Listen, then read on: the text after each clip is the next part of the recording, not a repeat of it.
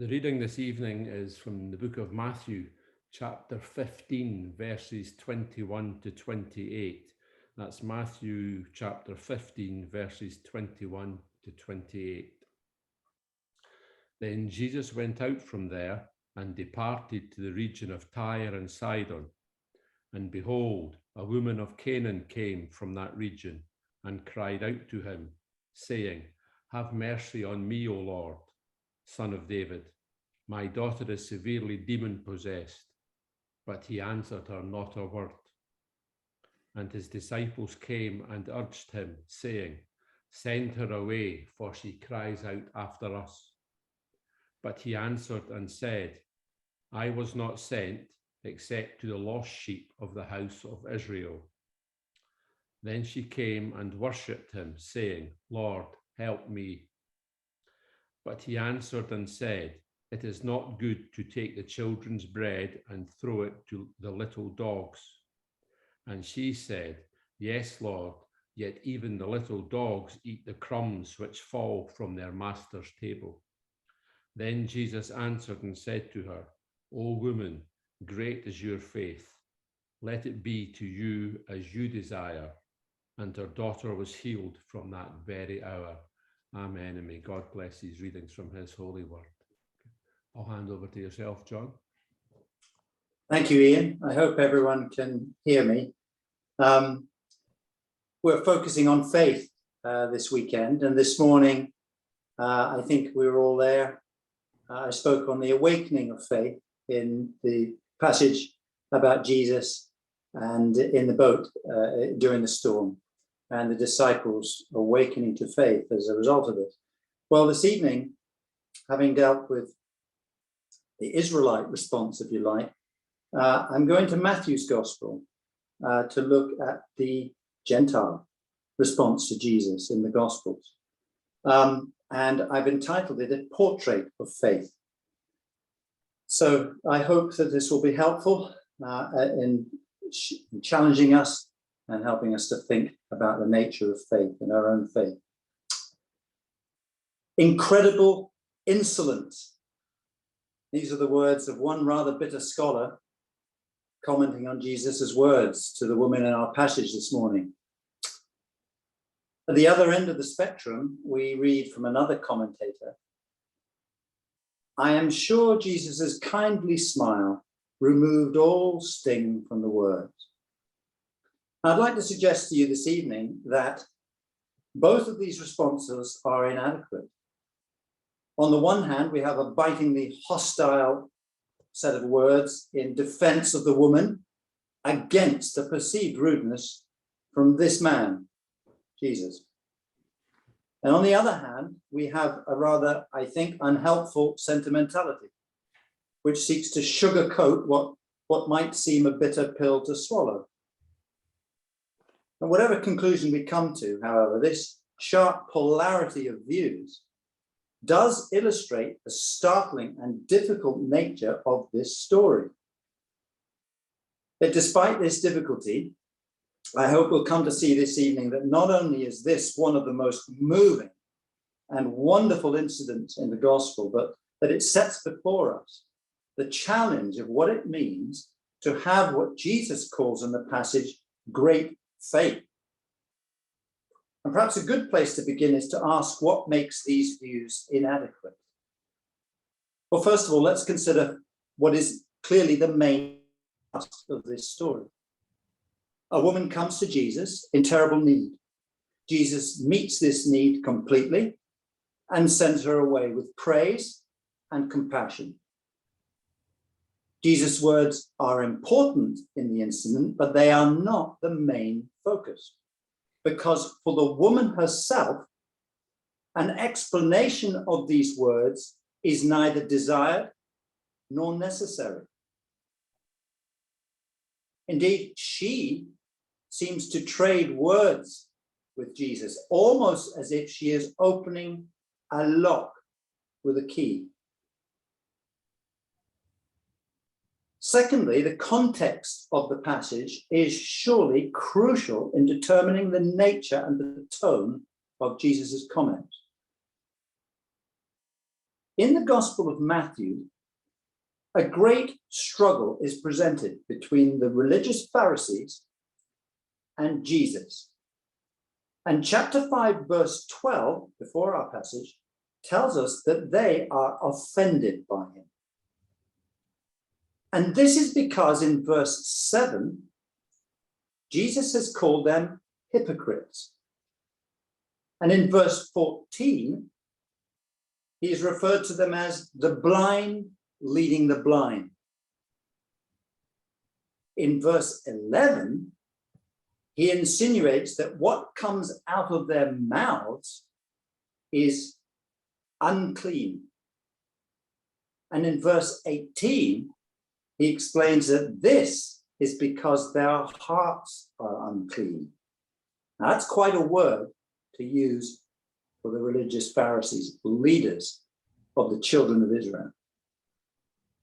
This rebuke is delivered to the very people who consider themselves to be the children of Israel and who habitually refer to those outside their blessed circle as Gentile dogs. Then we need one more interesting thing. We read it in chapter 11, verse 20. And Jesus says these words. If you haven't got a Bible, just listen to this, because this is preceded. This is later on. He says, woe to you, Chorazin. This is preceding chapter 50. Woe to you, Chorazin. Woe to you, Bethsaida. If the miracles that were performed in you had been performed in Tyre and Sidon, they would have repented long ago in sackcloth and ashes. But I tell you, it will be more bearable for Tyre and Sidon, which is a Gentile city, on the day of judgment than for you.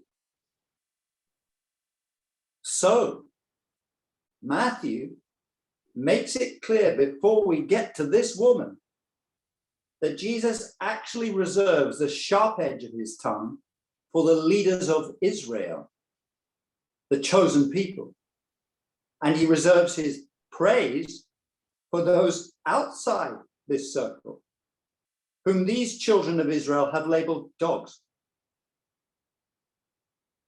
No wonder he was hated. Then we come to our story and just guess where Jesus is. Tyre and Sidon. And we read in verse 21 that he has gone there to, quote, withdraw from the wearisome struggle with the Pharisees. Surely it is clear that both Matthew and Jesus are fully aware of a powerful irony inherent in the entire episode about to unfold. The supposedly clean children of Israel are revealed actually to be unclean in their rudeness, ungraciousness, and harshness. And the supposedly unclean dogs are pronounced clean, children of faith. Surely it is this powerful and resonant irony that fills the silence in verse 23 of our passage. The narrator sees fit to mention this silence. In response, it's a very interesting silence. In response to this Canaanite Gentile woman calling out, "Son of David, have mercy on me," we are told in verse 23, Jesus did not say a word. I don't remember another time in the Gospels where we're told this, except perhaps with the woman caught in adultery when he leans down and draws in the dust. But here it specifically says he does not say a word. Surely this is not rudeness. It is a space marked to allow the significance of her words to sink into those around him. The Israelite disciples. Here is that child of Tyre and Sidon, which he spoke of earlier, and whose people were praised for their faith. Here is what true faith really looks like. And shame on all you Israelites who should know better, but do not. Surely it is this that colors these seemingly difficult words in verses 24 and verse 26.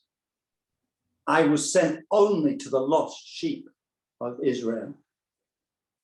It is not right to take the children's bread, children of Israel, of course, and toss it to their dogs.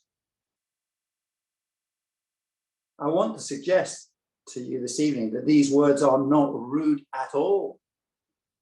They are to draw from this woman the very response and the very faith that will be a rebuke to the disciples who are rude in verse 23. They want her to be sent away. And it's also to draw her faith out as a rebuke to the Pharisees, who see themselves only as the children of God. This incident will anticipate, along with the centurion in chapter 8, the future outpouring of God's grace on all nations, as the Old Testament promises, on all people, all Gentile dogs, who will respond to him with the faith of true children. The understanding of the irony in these words removes from them all rudeness or insolence and draws the reader into a deeper understanding of what exactly does constitute true faith. Jesus does pronounce her a woman of great faith in verse 28. And so now we turn to consider briefly the three marks of her great faith that are true of her and, God willing, can be true of us. The first is this, that great faith arises out of great need. Lord, Son of David, verse 22, have mercy on me. My daughter is suffering terribly from demon possession. Two things are important here. First, she is suffering. Secondly, she has had a vivid vision of evil. With regard to her suffering, we hear in her cry the pain of a mother distraught for her child. There is a sense in which one of the only means of deriving any sort of meaning out of the chaos of personal suffering is to realize that through it we can be driven from this ephemeral and transient world to what really matters. The values and truth bound up in the person of Jesus Christ. The New Testament position is that trials are to wean us from the world and drive us to Christ. In our anguish, and that perhaps of our friends, let us strive to remember that. With regard to her vision of evil, the New Testament message and the gospel of Jesus Christ declares that only a true vision of the power and nature of evil will drive us to the beauty and goodness and mercy of Jesus Christ, Son of David. Have you ever had such a glimpse of the terrible reality and nature of evil, of what yielding to its full control can do to people? Have we seen it on the TV news? Have we seen it around about us in society? Have we seen the satanic influences on the human heart that drive it to selfishness and cruelty? Have we ever had a glimpse of its possibility in our own heart? A temptation succumbed to that is gone sour and bitter to the taste? A loathing arising from what once looked so fair? A sudden inward impression of the effect of our selfish actions on someone else, sometimes forever? The poet Samuel Taylor Coleridge, one of the great romantic poets, said something very interesting. He said this: God uses evil to give the soul a thirst for good. He uses wrong to render truth lovely. This was true for this woman, and it may be so for us this evening. So, great faith arises out of a sense of great need. Do we have a sense of great need? Secondly, great faith in this story is resilient under pressure. That's something of what we saw this morning, isn't it? The pressure here comes when Jesus puts her faith to the test with what seems to be very difficult words. And she passes without a missed note. To his challenge in 24, she says, 25, help me, she said. Verse 27, to his challenge again, with regard to the Gentile dogs. Yes, Lord, she said, but even the dogs eat the crumbs that fall from their master's table. What an answer.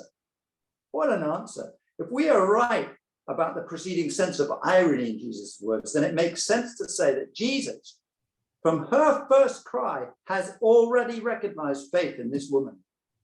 And so his words that follow, and his first cry, of course, is Jesus, Son of David, have mercy. He's recognized a faith that he rarely sees in Israel, of who she thinks he is. And so his words that follow are meant not only to test her, but to draw her into a public declaration that will be forever recorded as a rebuke to the disciples and the Pharisees and to all Israel. He is rebuking a startling ignorance, born of an astonishing, disturbing arrogance, which is based on a misplaced perception of themselves as the true children of Israel, and this woman as a pagan dog. In passing, we learn a great deal from the disciples' response in verse 23.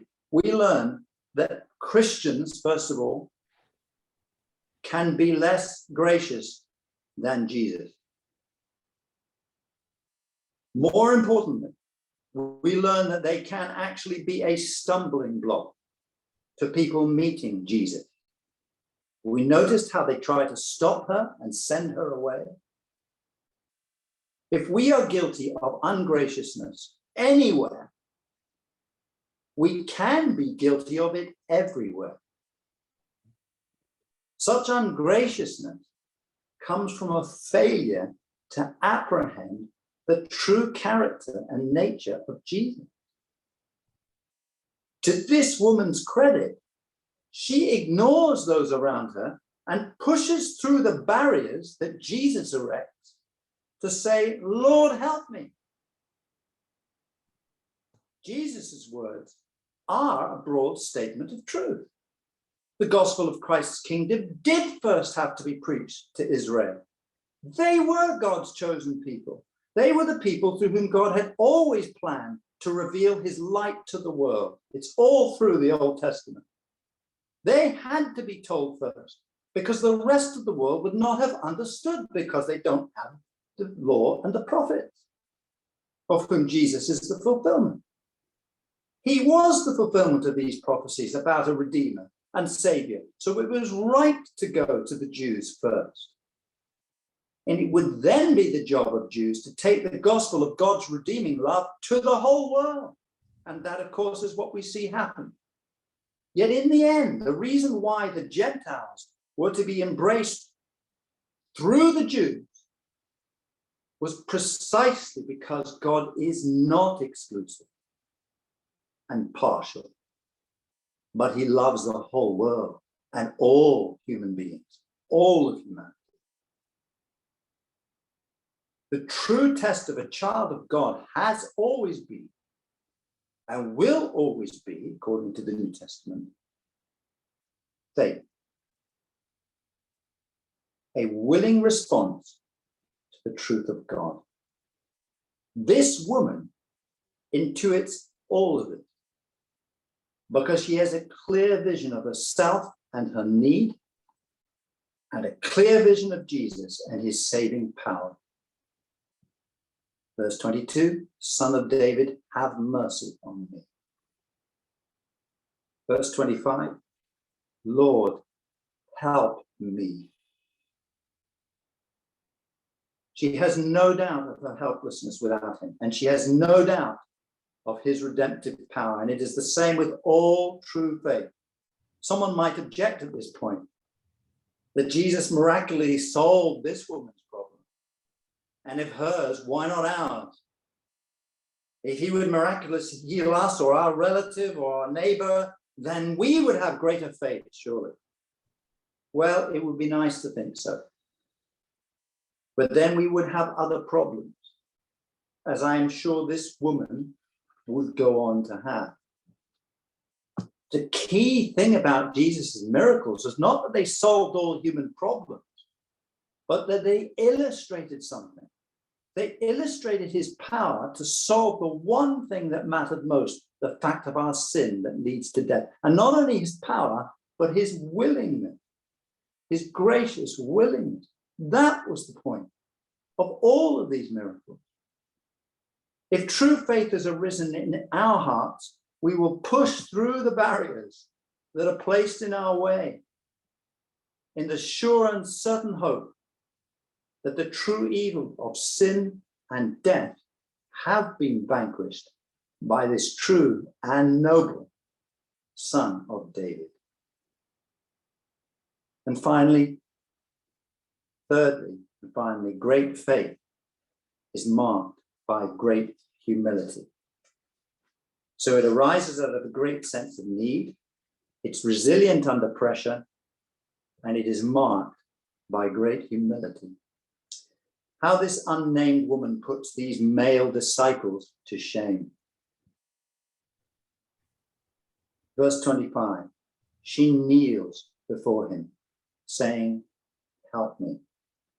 Verse 27, she says of herself, even the dogs eat the crumbs that falls from the master's table. These words are the beauty of this story. They're the very beauty that this commentator misses. And they are what moved Jesus to praise.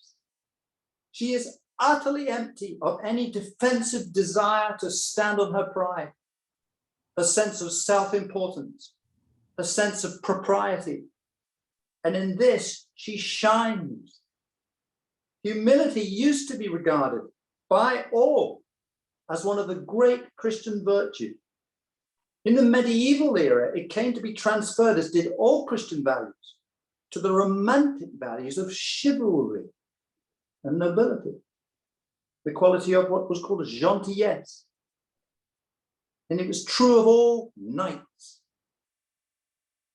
And indeed, there is nothing so noble as humility, because there is nothing so empty of self. And do you notice how in Jesus' parable of the sower, the people who receive the seed are, according to Jesus, of a good and noble heart. Of a good and noble heart. When we see it, it is a strikingly beautiful thing. Humility is really a true sense of perspective, isn't it? Regardless of others and what men and women say about us to each other, we know our place before God. Those who are truly humble know they need the love and mercy of God, as this woman did. They have no need to impose themselves or their judgments on others. They have no need to compare themselves to others. They have no interest in that. Let the children of Israel be the children of Israel. Let others be what they will. But for myself, all I know is that I know your grace and I need your grace, is this woman. Is that our response to Jesus this evening? Great faith does indeed arise out of need. It's resilient under pressure, and it's marked by humility. And the result is that it is rewarded, of course, by grace. Woman, verse 28, you have great faith. Your request is granted. And your daughter was healed from that very hour. This grace is continually promised to all who see their need, who persist in truth, and kneeling before Jesus, acknowledge him as their Savior. May he so feed our faith with the knowledge of his power and grace this evening, that we may go forth to live and work to his praise and glory. Amen.